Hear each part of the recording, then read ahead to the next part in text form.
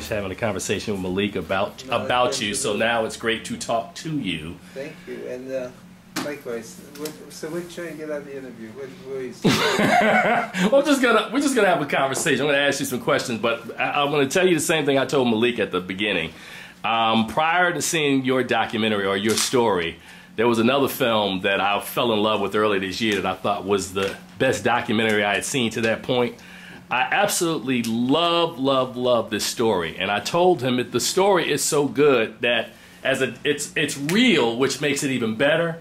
But it would almost be the sort of story that a screenwriter would write, and that is true, adds to that level of it being special. But I'll just lead off with you, sir, by asking you, what was your first reaction when you received a call from your daughter that someone was looking for you because of an album that you had made almost 30 years earlier? Yeah.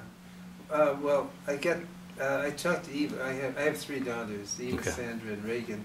And Eva was doing service. She did 20 years in the Army. And anyway, she's computer literate. Anyway, she had a computer, and what happened was that strangers in South Africa were looking for me, and they had posted my face on a milk carton on the internet, and she found out about it, and she traced Sugar down, and so Sugar gave her the number, and so I called Sugar to find out what's the deal, you know? So like that, yeah. So yeah, so initially it suited, yeah. Okay.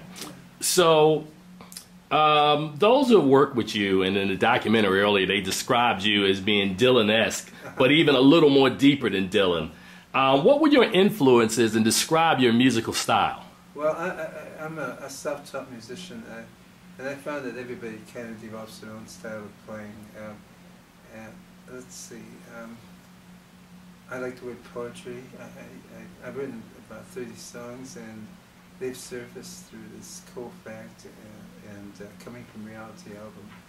And let's see. I'll describe my. Well, the protest song as a genre in music is something I followed. It's much like when you hear Masters of War by Bob Dylan, or Eve of Destruction by Ben McGuire, or Ohio by Neil Young, or like that. That's kinds of, they're talking about social issues that are happening. So I chose to do that kind of style. I can write a ballad though.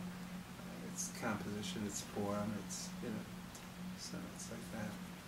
Now, you talked earlier about Cold Fact and coming from reality, excuse me. And then it seemed like you just vanished. And as Malik talked earlier, you took 2 cracks at it, it didn't work out. But how much of a miracle was it for you that your music made it around the world and inspired an entire political movement? Well, the thing is that the things that were happening in South Africa, I understand apartheid was taking hold of South Africa, and my fan base, our Afrikaans, they've been down there over 200 years, and I've met the audience since then. And the thing is, they were soldiers who were serving in defense of their country in Angola and Namibia, which is right on top of South Africa.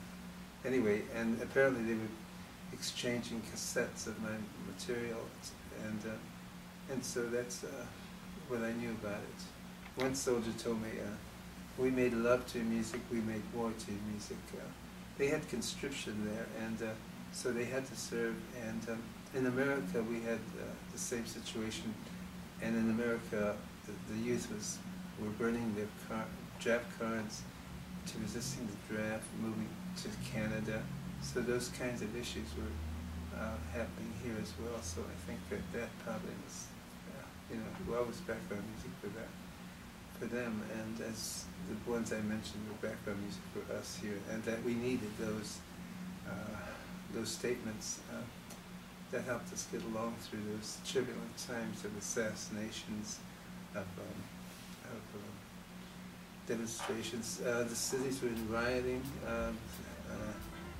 and it was a turbulent time in America. Don't you know that it's true that for me and for you